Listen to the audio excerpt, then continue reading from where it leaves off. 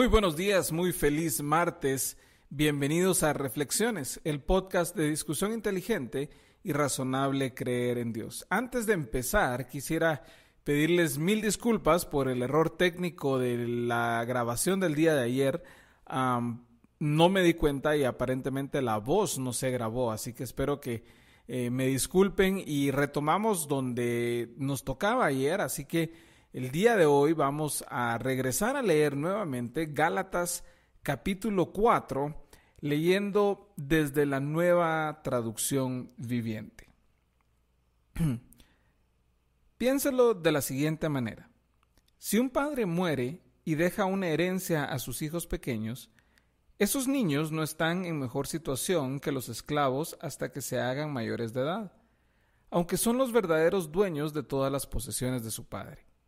Tienen que obedecer a sus tutores hasta que cumplan la edad establecida por su padre. Eso mismo sucedía con nosotros antes de que viniera Cristo. Éramos como niños, éramos esclavos de los principios espirituales básicos de este mundo. Sin embargo, cuando se cumplió el tiempo establecido, Dios envió a su Hijo nacido de una mujer y sujeto a la ley. Dios lo envió para que comprara la libertad de los que éramos esclavos de la ley, a fin de poder adoptarnos como sus propios hijos. Y debido a que somos sus hijos, Dios envió al Espíritu de su Hijo a nuestro corazón, el cual nos impulsa a exclamar, Abba, Padre. Ahora ya no eres un esclavo, sino un hijo de Dios. Y como eres su hijo, Dios te ha hecho su heredero. Antes de conocer a Dios, ustedes, los gentiles, eran esclavos de los llamados dioses, que ni siquiera existen.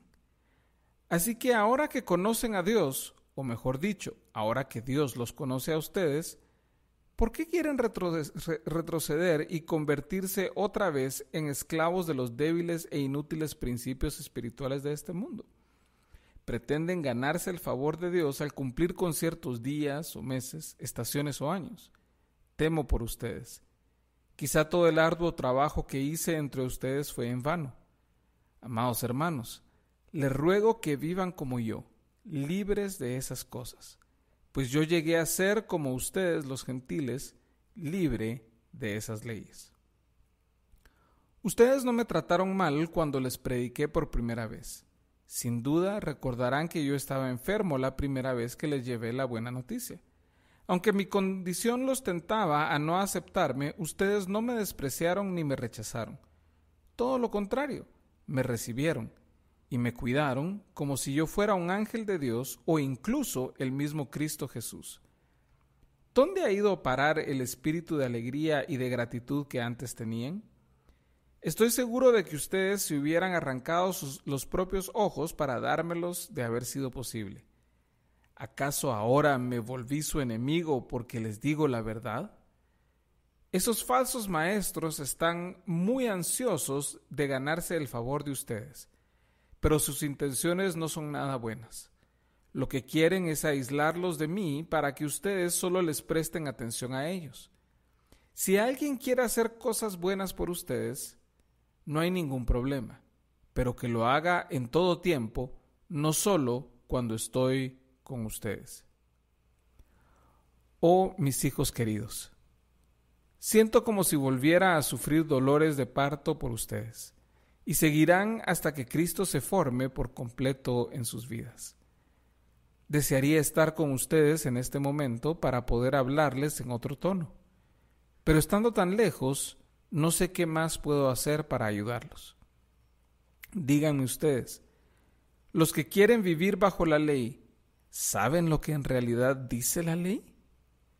Las Escrituras dicen que Abraham tuvo 2 hijos, uno de la mujer esclava y el otro de su esposa, quien había nacido libre. El nacimiento del hijo de la esclava fue el resultado de un intento humano por lograr que se cumpliera la promesa de Dios. Pero el nacimiento del hijo de la libre fue la manera en que Dios cumplió su promesa. Esas 2 mujeres son una ilustración de los 2 pactos de Dios. La primera mujer, Agar, representa el monte Sinaí, donde el pueblo recibió la ley que los hizo esclavos. Y ahora Jerusalén es igual que el monte Sinaí en Arabia, porque la ciudad y sus hijos viven bajo la esclavitud de la ley. Pero la otra mujer, Sara, representa la Jerusalén celestial. Ella es la mujer libre y es nuestra madre. Como dijo Isaías, alégrate, oh mujer sin hijos, tú que nunca diste a luz. Ponte a gritar de alegría, tú que nunca tuviste dolores de parto. Pues la mujer desolada ahora tiene más hijos que la que vive con su esposo. Y ustedes, amados hermanos, son hijos de la promesa igual que Isaac. Pero ahora son perseguidos por los que quieren que cumplan la ley, tal como Ismael, el hijo que nació del esfuerzo humano, persiguió a Isaac, el hijo que nació por el poder del Espíritu. ¿Pero qué dicen las Escrituras al respecto? Echa fuera a la esclava y a su hijo, porque el hijo de la mujer esclava no compartirá la herencia con el hijo de la mujer libre. Así que, amados hermanos, no somos hijos de la mujer esclava, somos hijos de la mujer libre. Fin del capítulo 4. En este capítulo vemos a Pablo continuando su argumento, un argumento en realidad en contra de los Gálatas. Recuerden que desde el capítulo 1 él viene mostrando su asombro y su sorpresa de cómo es que los Gálatas, habiendo recibido el Evangelio directamente de Pablo, se estén volteando nuevamente a apelar a la ley como base para su justificación. Apelar a las reglas, apelar a las tradiciones judías. El problema de los judaizantes, vamos a verlo un poco más adelante en el libro de Gálatas, pero es un problema de querer regresar a la ley y no confiar en el mensaje del Evangelio, de la gracia, de la justificación por la fe únicamente en Cristo Jesús como base de nuestra salvación. Y es aquí entonces donde nosotros vemos cómo Pablo monta el argumento basado en varias imágenes o varias ilustraciones que Pablo les da a los Gálatas para que ellos comprendan mejor la magnitud del problema. La primera ilustración que utiliza es la de un hijo pequeño que está bajo la tutela de guardianes, quienes son realmente quienes administran la herencia del hijo hasta que el hijo llegue a la edad en que puede asumir control de su herencia. Pablo compara a quienes confían en la ley como aquellos que están bajo esa tutela, que realmente no tienen la libertad de disponer y de usar los recursos que tienen de manera libre. Y ese primer ejemplo, Pablo les dice, miren, en el Evangelio ya somos libres, en el Evangelio ya podemos echar mano de las promesas de Dios de manera libre, guiados por el Espíritu Santo. Entonces, Pablo le recuerda de que el tiempo, así como llega un momento de edad, por decir así, la mayoría de edad en que el hijo puede tomar control de su herencia, para nosotros el tiempo llegó no cuando nosotros hubiésemos cumplido algo, sino cuando Dios decidió que se cumpliera el tiempo para enviar a Jesús, a ese Jesús nacido de mujer y sujeto a la ley. Y entre paréntesis, ese nacido de mujer es una afirmación de cómo es que Jesús nació de la Virgen María, su madre. Y cómo la encarnación o el nacimiento virginal de Jesús es algo que también está en el pensamiento de Pablo. Y es algo también que valida la posición de María, su madre, y de las mujeres en general, al Pablo reconocer algo que no se reconocía en esa época: la maternidad como fuente de origen de la vida de una persona. Y entonces Pablo hace ese contraste reconociendo el lugar de la mujer, específicamente de María, la madre de Jesús, que es un dato interesante. Pero lo que está haciendo Pablo es diciendo, ok, el tiempo se cumplió cuando Dios envió a Jesús, y entonces ahora ya tenemos una libertad que no teníamos antes, que estábamos esclavos a la ley.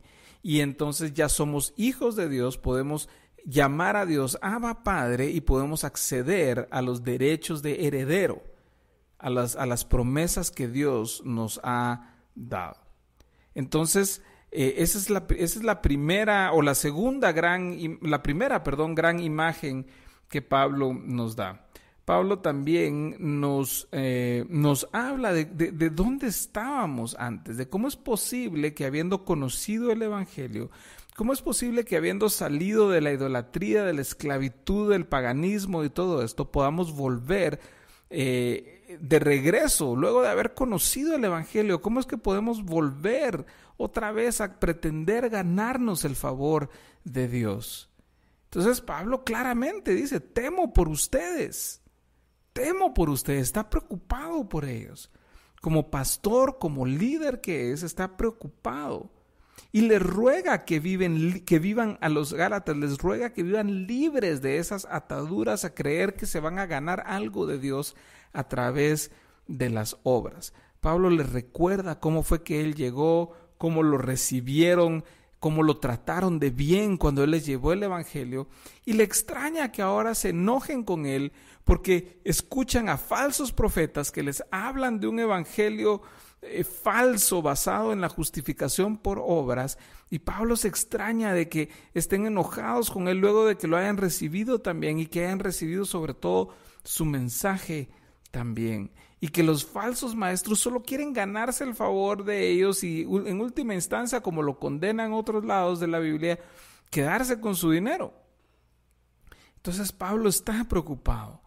Y por eso pone esa imagen que siente como que se está volviendo a sufrir dolores de parto, y Pablo está claro que no va a desistir en pelear por ellos para que puedan volver al camino correcto. De ahí es que Pablo se brinca a la siguiente idea que les presenta, de cómo se compara quien vive bajo la ley como el hijo de Abraham Ismael que tuvo con Agar la esclava, y que como ese hijo de la esclavitud no tiene los mismos derechos que el hijo de la promesa, y sobre todo lo hace porque resalta que el hijo de la esclavitud es un intento humano de ayudar a Dios a cumplir sus promesas cuando Dios no lo necesita. El milagro lo hizo a través de Sara y nació Isaac, de quien vendría todo el linaje del Señor Jesús que nos traería la salvación. Entonces Pablo dice, ustedes no son hijos de la esclava, ustedes son hijos de la mujer libre, ustedes son hijos de la promesa que viene por la fe. Recuérdense que Abraham le creyó a Dios y le fue contado por justicia. La promesa viene por la fe, no por nuestros intentos o esfuerzos humanos de intentar ganarnos el favor de Dios. Así que yo espero que esta reflexión, esta nueva reflexión del capítulo 4 de Gálatas haya sido de bendición para sus vidas, que el Señor haya hablado a sus corazones, que ustedes hayan podido encontrarse con Él a través de la lectura del capítulo 4 de Gálatas y de todo el libro de Gálatas en realidad, para que sus corazones sean transformados y puedan llevar la esperanza a otros. Les deseo un maravilloso día. Primeramente Dios, el día miércoles continuamos con el 5º capítulo de la carta del apóstol Pablo a Gálatas. Por lo pronto, mi nombre es Juan Callejas y esto fue Reflexiones, el podcast de discusión inteligente y razonable creer en Dios. Nos vemos mañana.